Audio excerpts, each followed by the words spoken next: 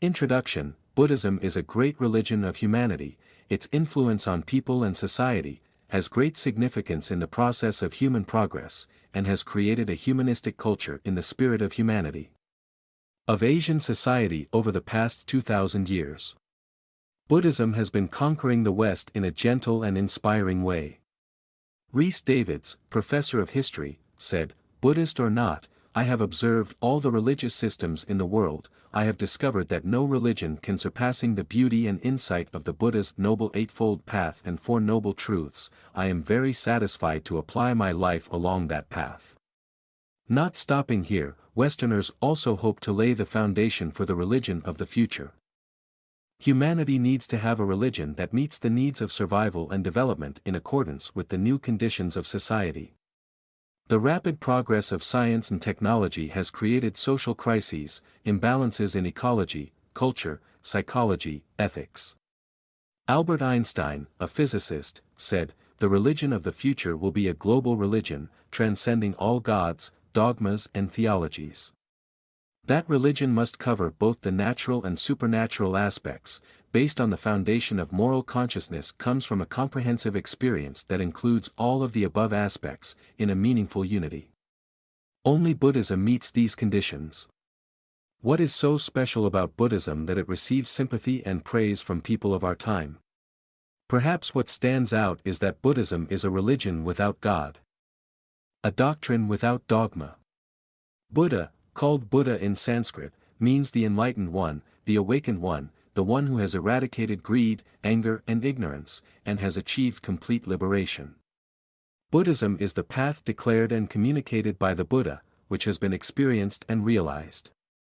So it can be said that Buddhism is a way of life, a way of life, a way of life to achieve true happiness, as Bishop Millman commented. I feel more and more that Shakyamuni Buddha is closest in his personality and his influence. He is the way, the truth, the reason for life. The Buddha's personality is shown through the remaining scriptures, showing that he only taught what he had experienced and was necessary for a life free from suffering. Therefore, the content of Buddhism is not in rituals, philosophy, or mythology, but in the way of life, the way of dealing with oneself, between people and between people and the nature of the universe.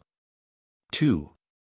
Purpose of Buddha. Buddhists take refuge in Buddhism, practice reciting sutras, reciting Buddha's name, studying scriptures, meditating, practicing religion. With very clear purposes. In the Middle Agama Sutra, the Buddha taught three main purposes. 1. Wanting to control yourself. Self-control means being in control of yourself, controlling lust, anger, and malice. Thus, to subdue oneself means to achieve freedom. Freedom is the eternal desire of humanity, an essential need after the need for food, but the nature of freedom is not the same. The more people seek freedom outside, the more they lose freedom, so much so that some people say, people only have the freedom to choose loss of freedom. The concept of loss of freedom in Buddhism is being bound, entangled in desire, anger, and harm. Therefore, self-control, and self-conquering is the way to reach freedom. The Buddha further taught that Buddhists have the ability to control themselves, even if they seek profit, fame, career, build love, when those things fail, change, or are destroyed. Betray, that person is still peaceful, stable, not suffering from sadness, crying, going crazy, committing suicide. That is the first goal of Buddhism. 2.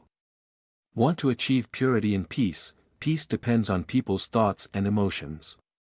If a person's mind is dominated by worry, sadness, and fear, they cannot have peace. Peace and happiness go together. Whether or not happiness depends on a stable psychological attitude or not. A person who is healthy and wealthy, but whose heart is seething with desire or hatred, cannot have peace and happiness. A person full of fame and success but dominated by anxiety and fear cannot be happy. The Buddha taught that a person who achieves purity and peace is someone who, when unpleasant things come, worries and fears, is not influenced or entangled by them. That a person is not influenced or entangled with thoughts of lust, anger and malice, that one attains pure states such as the first jhana to the fourth jhana, as the Dhammapada teaches, there is no greater happiness than the quietness of the mind. This is the second goal of Buddhism. 3.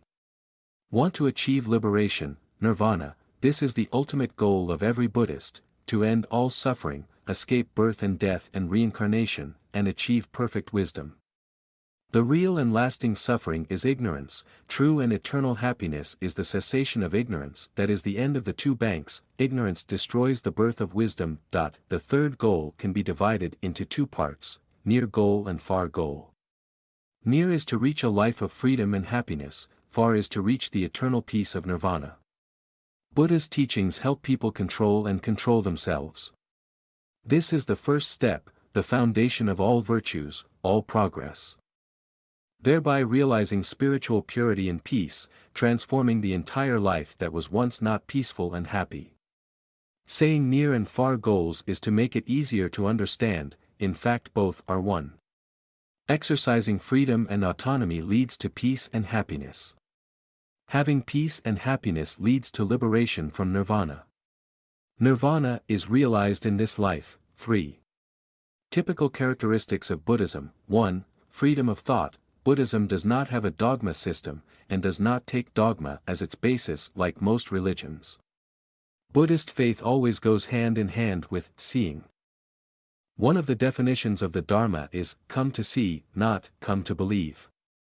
Therefore, right view always ranks first among the virtues. The Buddha's teachings to the Kalama people are considered by Western scholars to be a declaration of freedom of thought for mankind. Hey Kalamas, do not be guided by reports, or by tradition, or by belief. Do not be led by scriptural authority, or by mere logic, or by reason, or by superficial judgments, or by pleasure in arguments, or by what seems possible. Happens, or because of the thought that this is our teacher. But, Kalamas, when you know for sure that these things are good and good, accept them and follow them. Rejecting dogmas and blind faith. Encouraging freedom of analysis and investigation, is a characteristic of Buddhism. 2. The spirit of self-reliance, God or Creator or gods are trusted and worshipped by people, because they can bring blessings or bring disaster. That is the point of view of the mentality of fear, weakness, and loss of confidence that has produced gods, either polytheistic or monotheistic. Buddhism, with its advocacy of the law of cause and effect and karma, speaks to the spirit of personal and community responsibility for one's own suffering and happiness. Buddha taught, I am the heir of my actions, the one who carries with me my actions. Buddha is not a divine being who gives us a change in our circumstances or our miserable situation. Buddha declared, the Tathagata is only a guide, everyone must go there for themselves, no one can go for anyone else. The work of opening up the treasure of Buddha's knowledge is the work of each individual. The path of self-reliance is taught by the Buddha as follows, monks, light your own torch, light it with the Dharma, do not light it with any other Dharma. Be your own refuge. Rely on yourself, rely on the Dharma, don't rely on any other Dharma. This thoroughly humanistic spirit of self-reliance is a characteristic of Buddhism. 3. The spirit of kindness, compassion, joy, and renunciation. As long as living beings suffer, Buddhism still has a role and position in life. Buddhism is often called the religion of compassion, the religion of relieving suffering. Where there is Buddhism, there is love, there is hatred. Because the Buddhist practice motto is love, compassion, joy, and renunciation, also known as the Four Immeasurable Minds.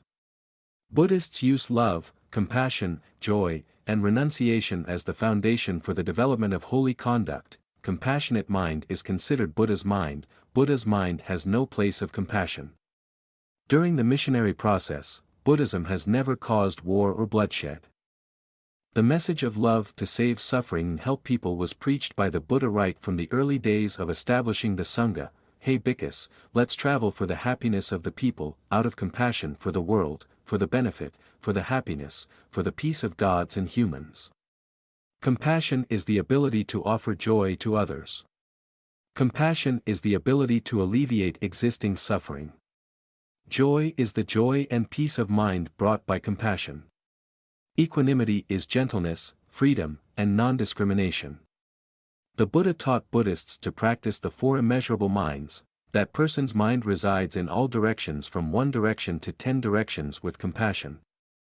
Compassion, joy, and equanimity, boundless generosity, no hatred, no anger, towards all forms of life, do not ignore or overlook anyone without becoming satisfied with a liberated mind with love, compassion, joy, and equanimity. Loving fellow human beings and all kinds of living beings is the living substance of Buddhism. 4. Practical spirit. One of the definitions of Dharma is present practicality, meaning that Buddhist teachings are practical, not vague, practical, have specific effects, not theoretical. Empty theory. Present means not waiting for future results. If you practice, you will find progress and liberation right now, in this life. Therefore, Buddhist teachings are experimental teachings, not waiting for any grace or revelation. The Buddha often refused to answer questions about metaphysical matters. He only teaches what is necessary for life, for the path out of suffering. Once at Kosambi, the Buddha taught, what Tathagata knows is like leaves in the forest, and what Tathagata teaches is like holding leaves in his hand, but these are the methods to eliminate suffering. Buddhism believes that most of people's suffering comes from not living true to the present. They often regret the past and dream about the future, therefore, the meaning of life is lost. Looking forward to what's to come, due to lamenting the past, so those who doubt wither, like green leaves falling from branches, or, don't look back to the past, don't think about the future, the past is gone. The future has not come yet, contemplate life in the present moment. Practicality, and presentness are a characteristic of Buddhism. 5. The spirit of non-attachment. Buddhism is liberation and freedom. Attachment to anything leads to suffering. Buddha taught, life is impermanent, so it brings suffering, because of the attachment to permanence.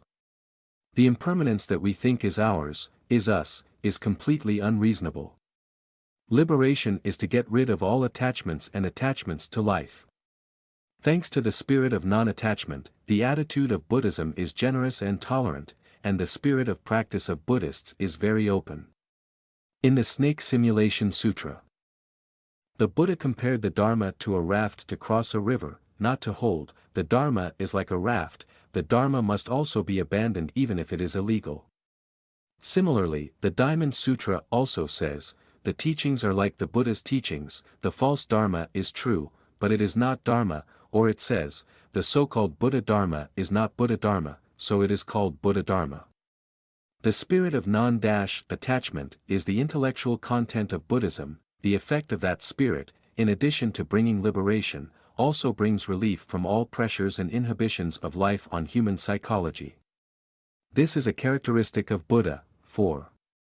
Conclude, the presence of Buddhism brought a new source of energy to Indian society at that time, opening a way out for people to face deadlocks and crises in society, philosophical thought and religion. The recorded praise of the Buddha by contemporaries proves that, dear Gautama, it is wonderful, like someone who raises up what has been thrown down, exposes what is hidden, show the way to those who are lost, bring a light into the darkness so that those present can see.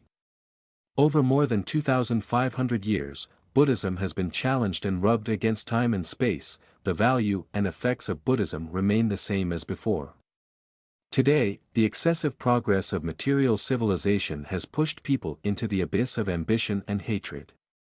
War is still fierce in the world, poverty, disease, and natural disasters still threaten the lives of humanity. The more civilized, the more people have new worries and fears: overpopulation, environmental pollution, ecological destruction. Socio-economic pressure weighs heavily on people's minds, creating depression. Psychological mechanism. Moral corruption causes loss of balance between morality and enjoyment. Buddhism, with its practical and humane path to escape suffering, with the motto, love, compassion, joy, renunciation, to eliminate attachment and hatred, will continue its mission of alleviating suffering for humanity. All living beings have Buddha nature, have the ability to become enlightened, and have the ability to realize true happiness in this world. That is the teaching of the Buddha. Thank you for spending your valuable time on my channel journey to enlightenment. Wishing you a very peaceful and happy day. Don't forget to click like and subscribe to my support channel. See you in the next video.